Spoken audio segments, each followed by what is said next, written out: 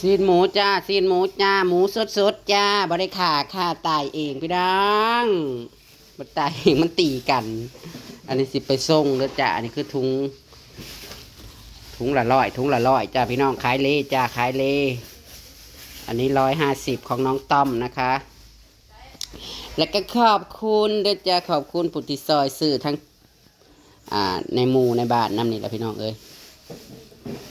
หมู่ในบ้านนี่แหละจ้าซอยสื่อปุละ100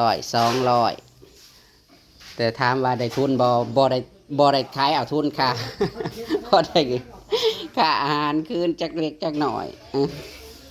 เราได้มันเป็นแล้วก็โซลูปเลยเนาะนี่พี่ปีใหม่ซื้ออุดหนุนด้วย200เนาะกะจิอัมมาลา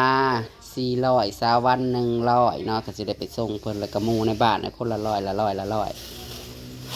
นะคะขอบคุณค่ะตอนนี้ก็ยังแบ่งกันแล้วก็แบ่งพี่แบ่งน้องเอาไปกินแล้วก็เ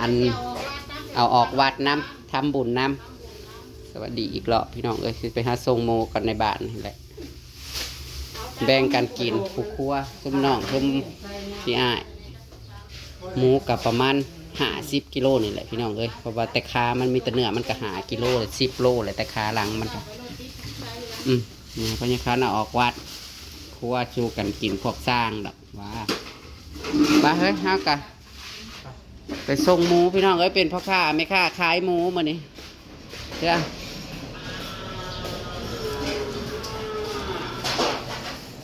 อันนี้ใบเฮาหมักเป๋2 อัน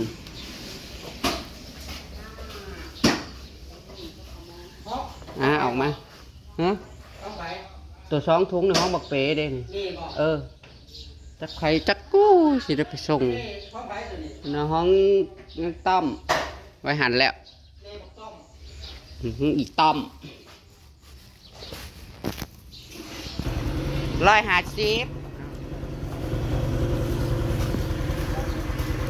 ตื่นมาพร้อมกับโชคดีจ้ะ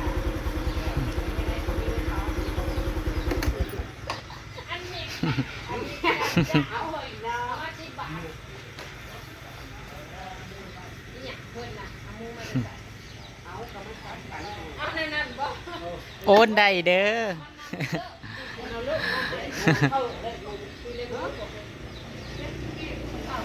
ขายหมูก่อนพี่น้องสั่งเขามาเด้อสั่งเขามาเด้อพี่น้องสั่งเขามาเด้อ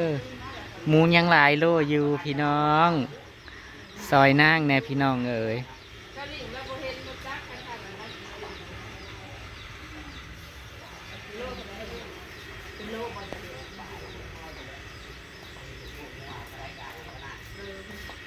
ขอบคุณนะคะเฮงๆนะคะซื้อเลยหมูก่อนขอบคุณหลายๆ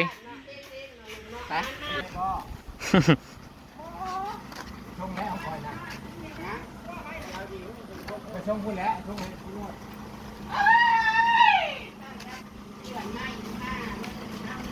พี่เนี่ยว่ามันจะกัดหนูนั่นอากาศมันร้อนก็เลยขี้อัดมึงเครียดบอกอ่านนั่นไม่รู้เลยเด้อโอ้อ่านนั่นไม่รู้ขอบคุณนะคะเนาะขอบคุณหลายๆขอบคุณหลายๆเฮงๆปังๆด้วยมือนี่เด้อได้ตัวใดโอ้ยอย่าเอาอย่างสั้น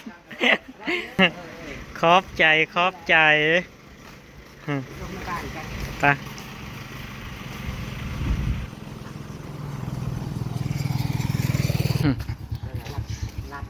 มาส่งให้แม่บ้านน้ำพี่น้องแม่บ้านกับอุดหนุนลูกบ้านพี่น้องขอบบุญขอบคุณหลายๆแม่บ้านเอ้ย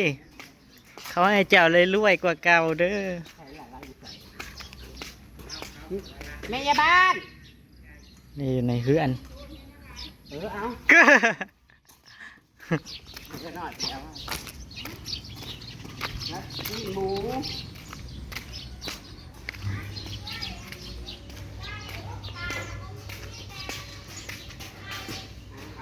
ได้ก็เอาเดี๋ยวปนาจะให้เราหายมันนี่ก็ได้เอาหมูมาหายหลังด้วยกันเพื่อนนั่น เอาน้ำมันยางนะจ้าจ้าขอบคุณหลายๆค่ะ ขอบคุณหลายๆเด้อร่ำรวยกว่าเก่า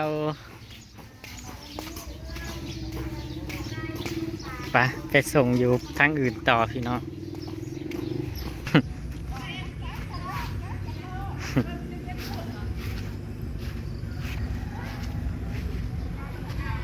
หาหลอดส่งพี่น้องแต่ละเฮือนละเฮือนส่งลูกค้าที่น่ารักทุกท่านพี่น้องเปลี่ยนอาชีพแล้วพี่น้องสิเปลี่ยนอาชีพแล้วแหละนี่ ขายแต่ซีนมา เด้น้ำมันบอกมีแต่ซีน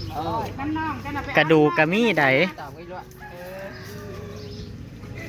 กระดูกคางกระมี่ถ้าอยากได้ ได้แบบซีนท่านในประตูแต่เศร้ากับสิบเป็นย่างย้ายเราแล้วขอบคุณนะคะเฮงๆเองๆ ไม่เอาแล้วค่ะนี่นะคะ10 บาท ไปเพื่อนลังนี่ต่อพี่น้อง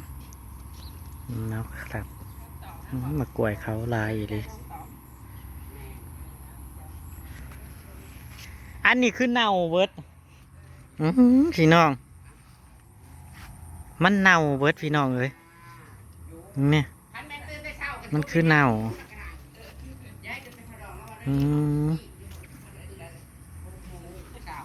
ฝนตกลายมันเน่าทิมมันคือเน่ากินจะกินเพราะคนที่มาคั่วพี่น้องแจ๊เอ๋เกิดบัวเป็นมาเอาพี่น้อง เดี๋ยวเด้อไปขายซอยจ้าพี่น้อง แม่นบ่ โดยไปขาย7-8 โล แม่นบ่สิพ่ออยู่ว่าละวันนี้ เนี่ยกระเจ้าก็เอาขายกับ แต่ว่ามันพอบอครับบอกับเป็นยัง พ่อบ่ละเฮ้ย ตามที่มันได้อยู่แล้วใช้กันมันได้กับเจ้ากัน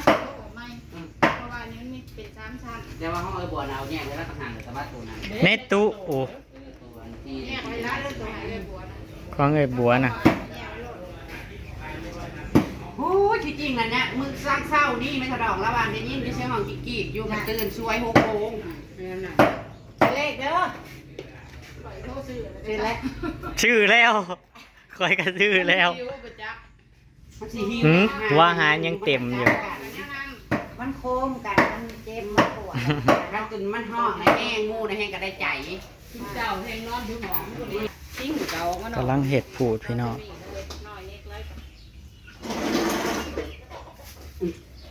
บอกเคยขายได้ดีเลยคนละกระบวกเลยมันกันแล้วนี่แหละเนาะบอกเคยเนาะจับต้นเตียงนี่เลยนะฮะนี่เอาพวกนี้ กระดูกทำบ่ใส่เอาแต่เนื้อมันน่ะเฮ้ย กระดูกใส่ตั้งหา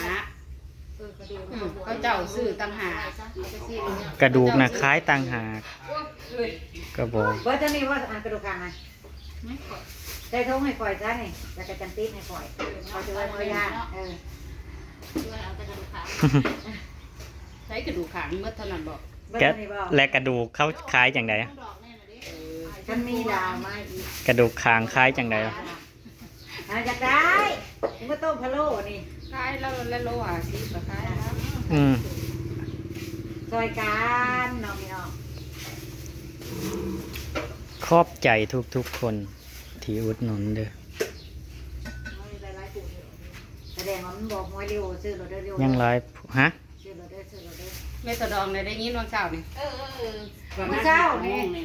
ป้าบัวก็จะขึ้นบกขึ้นใจยังตื่นมาจุดถูกโอ๊ยจุดอัดเปลี่ยนน้ำน้ำกว่าคันเด้จะเลยแบบว่าเอาทูบอันคอหวยมาจุดก่อนนะ ได้ตัวใด 1 2 4เท่าที่ป้าบัวเห็นนะ บัตรที่เจ้าให้ข่อยมาว่านี่บ่เห็นตัวเลข มันถูกเข้า หรืออะไรก็กระ บ่มีตัวเลขแม่นบ่เอา เพราะว่า 124 เวลาเลยเอา เขาหาเสียงก็ ถูกหลายอันนั่งกว่ามันจะมีถูกอันของมันนำไปเลยเด็ก ยังหลายผูดอยู่พี่น้อง คนสั่งมาหลายอยู่ แต่สีพ่อกันหรือบ่ กดขอในเฟซกดด้วยโทรก็ได้ อาบเนี่ยเจ็บเลย ตอนใหญ่แท้ โลละร้อยละร้อยพี่น้องใส่เป็นถุงละโลละโลกระดูกแยกต่างหาก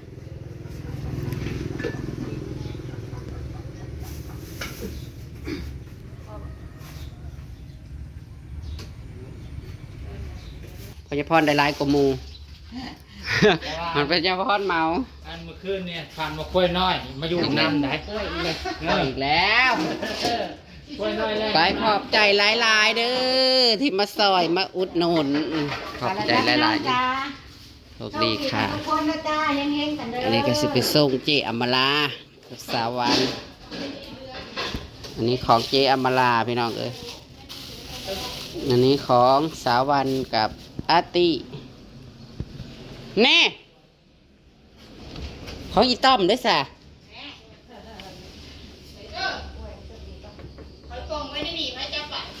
ฮะ150มาไหน เอามาแย่เด้เจ้าคือเรา ปุกอ่างเด้อเนาะ มันยังต้องไปเนี่ยอะไรบ้างคะยังต้องไปเนี่ยโอ้แต่ดู อันนี้คือของเจอมลาช่วยนะคะ อันนี้ขอบใจหลายๆกับของสาวันอันนี้พี่น้องจะไปส่งก่อนปะเดี๋ยวตามคลิปหน้ากันแล้วกันเด้อพี่น้องจะได้ก็ขอบบุญขอบคุณเพื่อนๆทุกคนที่เอามาอุดหนุนที่มาซอยกันแล้วกันเนาะการ่วมแล้วก็ได้2,000กว่าพอได้ค่าหมูหน่อยคืนแต่ว่าหัวอาหารบ่ได้จ้ะ ได้ก็ขอบใจทั้งปีใหม่น้ำเด้อจ้าแล้วขอบใจเพื่อนๆบดสุขคนขอให้เฮงๆรวยๆซื้อเด้อค่ะเลขหมูเมื่อนี้เลขหมู074787จ้าไปแล้วพี่น้องตามคลิปหน้าไปบ้านเจ๊อมราต่อจ้าโผล่ยานี่แห่งจัดก่อนหมู